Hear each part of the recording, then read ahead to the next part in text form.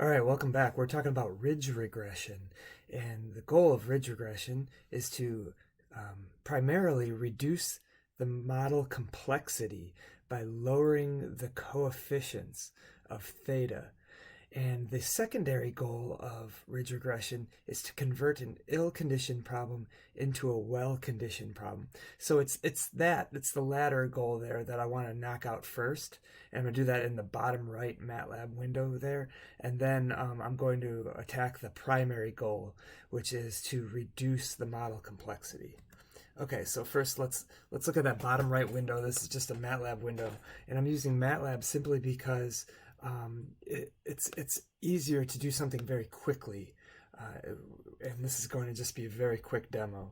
So first of all, if I'm just going to generate some random data, and I'm going to generate a 10,000 by 1,000 data set. Okay, so it's got 10,000 examples and it's got 1,000 features.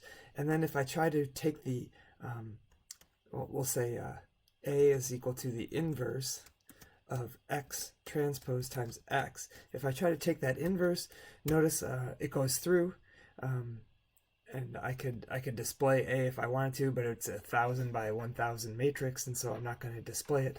But it's over here in memory A, and it went through fine. Okay, so let me clear that. Okay, everything is cleared. Now, I'm going to define X again, and this time I'm going to make it a 100 by 1,000 matrix. Okay, so now we have 100 examples and 1,000 features. So we have less or fewer examples than we have features. And now let me try that same calculation, A equals inverse X transpose X.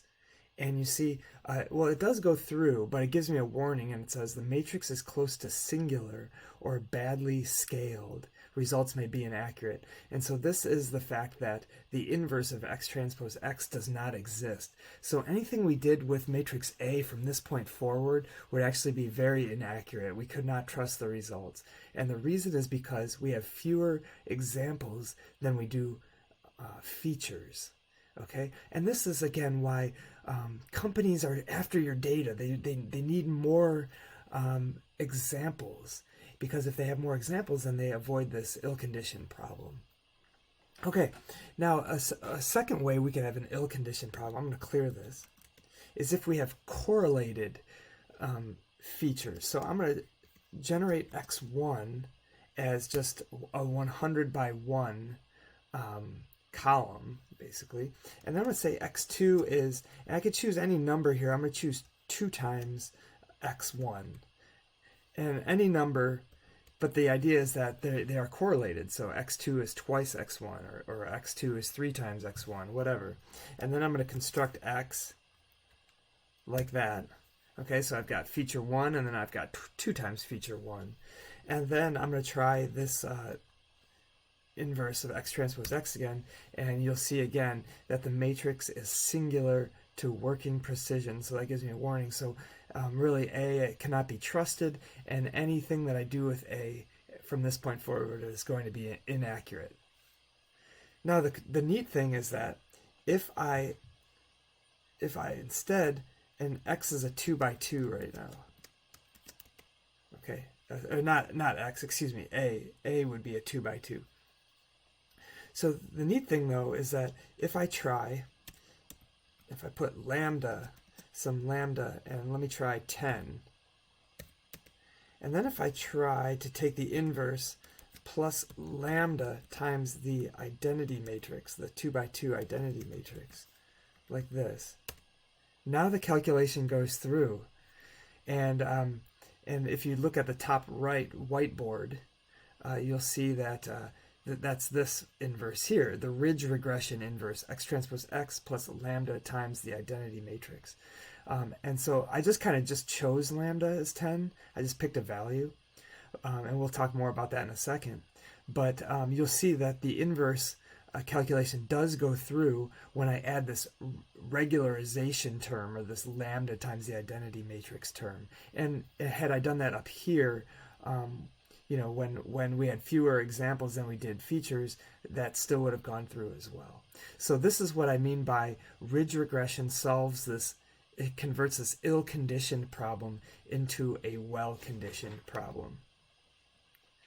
All right, now we're going to go to the main goal of ridge regression, and that is it reduces the model complexity. So I'm going to show this or demonstrate this in Python. Now, basically what I've got here in my Python code, so this is the left window, is first of all, on line 6, I'm generating linear data. And so it takes how many I want, how many examples I want, and it's going to generate, I've got 3 features, so it's going to make a how many, or 100 or whatever, by 3 matrix.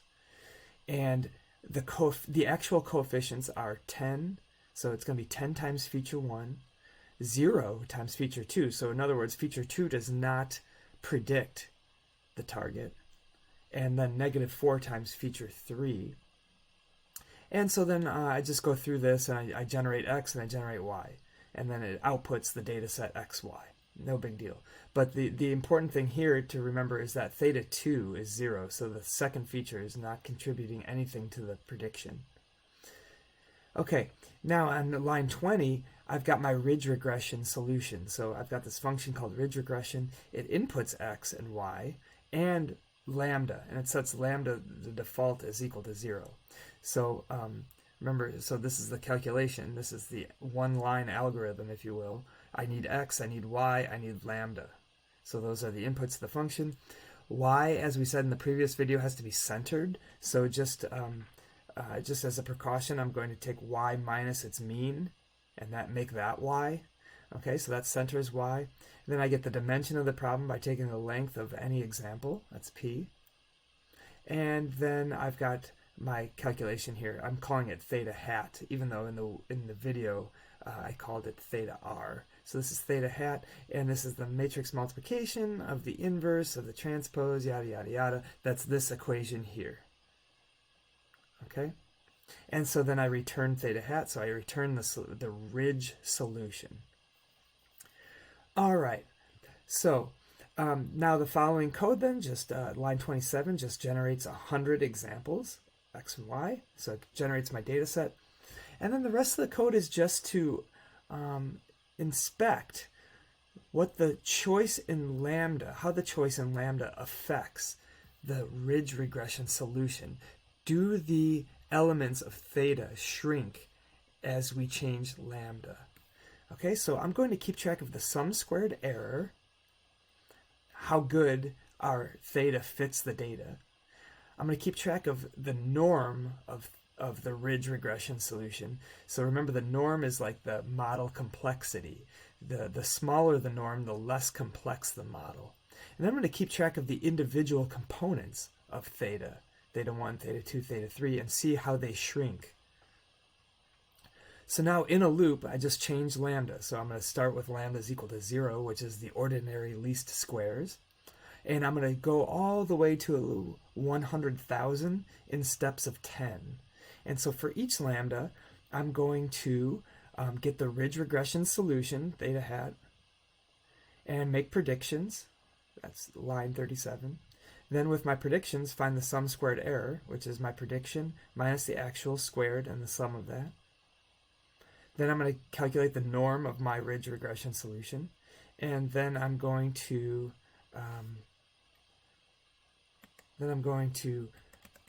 look at the norm, or look at each individual theta, theta 0, theta 1, theta 2, okay? And then I'm just going to make plots of these. Outside of the loop, I'm going to plot the sum squared error versus lambda, and I'm going to plot the norm of theta versus lambda, and I'm going to plot each individual component versus lambda. All right, so I'm going to run that, okay? And when I run that, I get the following figures. Okay. So this is the sum squared error versus lambda, this top figure, figure 1. So again, this is increasing lambda. Lambda goes from 0 to a 100,000, and this is the sum squared error. Now, we expect the sum squared error to go up, and why is that? Well, this was our objective in the top right here on the whiteboard. This was our objective. We said that the objective of the ridge is to minimize this thing, which is the sum squared error plus lambda times the components of theta squared. And so when lambda is zero, then this penalty term, the second term, is 0, and the objective is to minimize the sum squared error. So that's exactly what we have. When lambda is 0, the sum squared error is at a minimum. That corresponds to the highest complexity model. That's like fitting as tightly as you can to reduce the squared error, to reduce the error. Fit as tightly as you can. But now, as we increase lambda, now that we're paying a penalty if we increase theta, right? So what you will see is that theta decreases, but at the cost of, or at the penalty of, a poorly fit sum squared error. So the sum squared error gets larger as we increase lambda. We're not fitting the training data as tightly, but that's what we want. We don't want to fit the training data tightly because we want to make better predictions on the test set, not the training set, right? So as we increase lambda, the sum squared error goes up, and it eventually levels off when lambda is so large we have the lowest complexity model we can have, and so then the sum squared error won't get any worse. Okay, now in our second figure, figure 2, this is the norm of theta versus lambda. So this is the so-called model complexity. Now, as we said, when lambda is 0, the goal is to just minimize the sum squared error. So that's making lambda as complex as possible in order to minimize the sum squared error. So that corresponds to over here. That's why the model complexity is large. Okay, and then as we increase the regularization term, or lambda, okay, the model complexity goes down, and it goes down until we have the lowest complexity model, which is basically lambda is so high that the solution to this is just to make all of the thetas equal to 0. And if all of the thetas are equal to 0, then that corresponds to a model complexity of 0, which you see here, and then it just kind of levels off. That's as low as complexity as possible.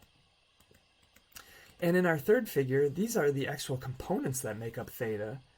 Okay, how do they change, with respect to increasing lambda? So if you remember, theta 1 in the actual data set was 10, theta 2 was 0, and theta 3 was -4. So if you have no regularization, if lambda is equal to 0, then you get very close to those things right there, right? You get about 10, about 0, and about -4. And then, so that represents the strongest fit, okay? But when you increase lambda, then these components, they decrease in magnitude. They shrink, right? That was the purpose of this ridge regression, or regularized regression, is to shrink the coefficients to 0. Right, so there you see the shrinking. Now I do want to point out, we made the actual theta 2, the one in black, we made that actually 0. But I do want to point out, this is going to be important when we get to lasso regression, that this never gets to exact 0. Okay, so even at lambda is 100,000, let's see if we can see this here. Yeah. Even if when lambda is 100,000, our estimate of theta 2 is not exactly 0. Okay, and if I showed it, it looks like it would be like 0.01 or something around that range. Okay, and even if we increased lambda even to 1,000,000, it still would not be exactly 0. The only way to shrink it to exactly 0 is to make lambda infinity, but we can't make lambda infinity in code. We have to pick a finite number. Okay, so you hopefully you see now the importance of the choice in lambda, how lambda is affecting our solution to this theta vector. So how do you choose lambda? Well, you can choose lambda in the same way that you've always chose a hyperparameter, right? And this is to divide or partition the data set into train, validation, and test. So you pick just a lambda, and you use the training data set, and you calculate theta, and then you test your theta on your validation set. You see, well, how good did it do on the validation set? And then you tune lambda, and you again train on the training set, and then test it on the validation set. And if the validation error is less, then you like that lambda better. And you keep tweaking lambda, and you try to minimize the validation error.